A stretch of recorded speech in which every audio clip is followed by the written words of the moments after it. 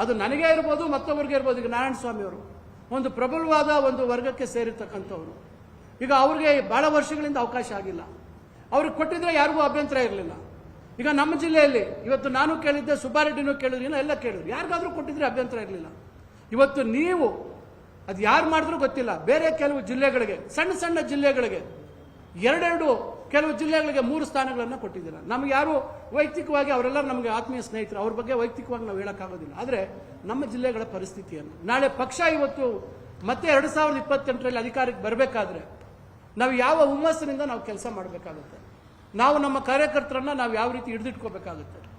ಬರ್ತಕ್ಕಂಥ ಸ್ಥಳೀಯ ಸಂಸ್ಥೆಗಳ ಚುನಾವಣೆಗಳಲ್ಲಿ ನಾವು ಅವ್ರಿಗೆ ಏನು ಒಂದು ದಾರಿಯನ್ನು ತೋರಿಸ್ಲಿಕ್ಕೆ ಸಾಧ್ಯ ಆಗುತ್ತೆ. ಇವೆಲ್ಲ ವಿಚಾರಗಳನ್ನು ಈಗ ತಮ್ಮ ಮುಂದೆ ನಾವು ಹೇಳ್ತಾ ಇದ್ದೀವಿ. ನಾವು ಹೇಳ್ತಾ ಇರ್ತಕ್ಕಂಥದ್ದು ಇಷ್ಟೇ. ಇವತ್ತು ಬಹಳಷ್ಟು ಚರ್ಚೆಗಳಾಗ್ತಾ ಇದೆ, ರಾಜೀನಾಮೆ ಮತ್ತೊಂದು. ನಾವು ಮತ್ತೊಮ್ಮೆ ಸ್ಪಷ್ಟ ಮಾಡ್ತಾ ಇದ್ದೀವಿ, ನಾವು ಯಾರು ರಾಜೀನಾಮೆ ಪ್ರಸ್ತಾಪ ಮಾಡ್ತಾ ಇಲ್ಲ.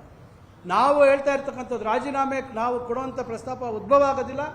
ನಾವೆಲ್ಲರೂ ಇವತ್ತು ಜನರಿಂದ ಶಾಸಕರಾಗಿ ಆಯ್ಕೆ ಆಗಿರುವಂಥದ್ದು, ನಾವ್ಯಾರು ಜನರಿಂದ ಮಂತ್ರಿಗಳಾಗಿ ಆಯ್ಕೆ ಆಗಿಲ್ಲ. ನಾವು ಅದರಿಂದ ಆ ಜನರ ಆಶೋತ್ತರಗಳಿಗೆ, ಆ ಜನರ ಕಷ್ಟ ಸುಖಗಳಿಗೆ ಸ್ಪಂದನೆ ಮಾಡ್ತಕ್ಕಂಥ ಕರ್ತವ್ಯ ನಮ್ಮ ಮೇಲಿದೆ. ಇವತ್ತು ಪಕ್ಷ ಯಾವ ಕಾರಣಕ್ಕೆ ಈ ತೀರ್ಮಾನ ಮಾಡಿದೆ ಅಂತಕ್ಕಂಥದ್ದು ಅವರೇ ನಮಗೆ ಹೇಳಬೇಕಾಗುತ್ತೆ. ಈಗ ನಾರಾಯಣ ಸ್ವಾಮಿ ಅವರು ಹೇಳಿದ್ರು, ಪಕ್ಷದ ಹೈಕಮಾಂಡ್ ಸಮಯ ತೆಗೆದುಕೊಳ್ತೀವಿ ಅಂತ. ಈಗ ನಾವು ಅವ್ರಿಗೆ ಸಮಯ ಕೇಳೋದಿಲ್ಲ.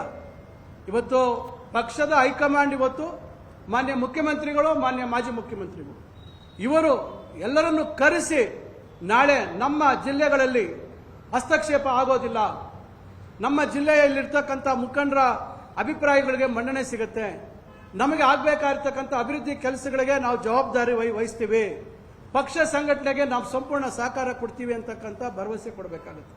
ಇವತ್ತು ಬಹಳಷ್ಟು ಜನ ಇವತ್ತು ಪಕ್ಷದಲ್ಲಿ ಆಂತರಿಕ ಸಮಸ್ಯೆಗಳನ್ನು ಸೃಷ್ಟಿ ಮಾಡ್ತಕ್ಕಂಥ ಕೆಲಸ ಆಗಿದೆ.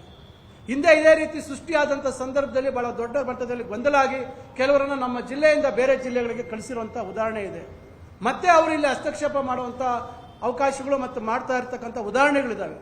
ಇವತ್ತು ಈ ರೀತಿ ಆದರೆ ನಾವು ಯಾವ ರೀತಿ ಸದೃಢವಾಗಿ ಪಕ್ಷ ಕಟ್ಟಲಿಕ್ಕಾಗುತ್ತೆ, ನಿರಂತರವಾಗಿ ಈ ರೀತಿ ಸಮಸ್ಯೆಗಳನ್ನು ಎದುರಿಸಿಕೊಂಡು ನಾವು ಯಾವ ರೀತಿ ಕೆಲಸ ನಿರ್ವಹಿಸಬೇಕಾಗುತ್ತೆ, ಯಾವ ರೀತಿ ಜನರ ಕಷ್ಟಗಳಿಗೆ ಸ್ಪಂದಿಸೋಕ್ಕಾಗುತ್ತೆ ಅಂತಕ್ಕಂಥದ್ದು ಇವತ್ತು ನಮ್ಮ ಮುಂದೆ ಇರ್ತಕ್ಕಂಥ ಸಮಸ್ಯೆ. ಈಗ ಮಂತ್ರಿಮಂಡಲ ಆಗೋಗಿದೆ, ಯಾವುದು ಇವತ್ತು ಖಾಲಿ ಇಲ್ಲ, ಮತ್ತೆ ಅದನ್ನು ಬದಲಾವಣೆ ಮಾಡಿ ಮತ್ತೊಂದು ಮಾಡಿ ಅಂತ ಹೇಳಲಿಕ್ಕೆ ಆಗೋದಿಲ್ಲ. ಈಗ ಇದಕ್ಕೆ ಪರಿಹಾರ ಏನು? ಪಕ್ಷ ಇವತ್ತು ನಮ್ಮ ಜಿಲ್ಲೆ 2 ಜಿಲ್ಲೆಯಲ್ಲಿ ಪಕ್ಷ ಉಳಿಬೇಕು. ಆ ನಮ್ಮ ಪಕ್ಷ ಇವತ್ತು 2 ಜಿಲ್ಲೆಯಲ್ಲಿ ಉಳಿಬೇಕಾದ್ರೆ ಇದಕ್ಕೆ ತಮ್ಮಲ್ಲಿರ್ತಕ್ಕಂಥ ಪರಿಹಾರ ಏನು? ಮುಖ್ಯಮಂತ್ರಿಗಳು ಯಾವ ರೀತಿ ಸ್ಪಂದಿಸ್ತಾರೆ? ಇವತ್ತು ಮುಖ್ಯಮಂತ್ರಿಗಳ ಕೆಲವು ಹೇಳಿಕೆಗಳ ಬಗ್ಗೆ ನನಗೆ ಮಾಧ್ಯಮ ಸ್ನೇಹಿತರು ಕೇಳಿದ್ರು, ರಾಜೀನಾಮೆ ಕೊಡೋದ್ರೆ ಕೊಟ್ಟೋಗಿ ಅಂತ. ಅದು ಅವರ ಶೈಲಿ. ಯಾವುದೇ ಪಕ್ಷದ ವರಿಷ್ಠರು ಆ ರೀತಿ ಹೇಳುವಂಥದ್ದು ಸಹಜ. ಆದರೆ ಒಬ್ಬೊಬ್ಬರ ಶೈಲಿ ಒಂದೊಂದು ರೀತಿಯಲ್ಲಿ ಕೆಲವರು ಹೇಳ್ತಾರೆ. ಇವತ್ತು ಸಮಸ್ಯೆ ಇರತಕ್ಕಂಥದ್ದು ಇವತ್ತು ಯಾರು ಪಕ್ಷ ಬಿಟ್ಟು ಹೋಗುವಂಥದ್ದಕ್ಕಲ್ಲ. ಇವತ್ತು ಪಕ್ಷ ನಮಗೆಲ್ರಿಗೂ ಇವತ್ತು ಅವಕಾಶ ಮಾಡಿಕೊಟ್ಟಿದೆ. ಪಕ್ಷ ಇವತ್ತು ನಮಗೆ ಬಿ ಫಾರ್ಮ್ ಕೊಟ್ಟಿದೆ. ಪಕ್ಷದ ಚಿಹ್ನೆ ಅಡಿ ನಾವು ನಮ್ಮ ವೈಯಕ್ತಿಕ ಯೋಗಿ ನಾರಾಯಣ ಸ್ವಾಮಿ ಅವರು ಹೇಳಿದಾಗೆ ನಮ್ಮ ಶಕ್ತಿಗಳನ್ನು ಸೇರಿಸಿ ನಾವೆಲ್ಲ ಇವತ್ತು ಶಾಸಕರಾಗಿ ಕೂತಿದ್ದೀವಿ.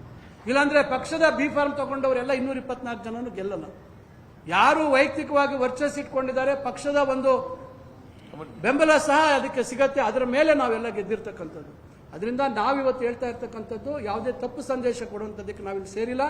ನಾವಿಲ್ಲಿ ಸೇರಿರ್ತಕ್ಕಂಥದ್ದು ಪಕ್ಷದ ವರಿಷ್ಠರ ಮೇಲೆ ನಮಗೆ ಗೌರವ ಇದೆ, ನಂಬಿಕೆ ಇದೆ. ಆದರೆ ಅವರನ್ನು ಉಳಿಸ್ಕೊಳ್ತಕ್ಕಂಥ ಕೆಲಸ ಆಗಬೇಕು.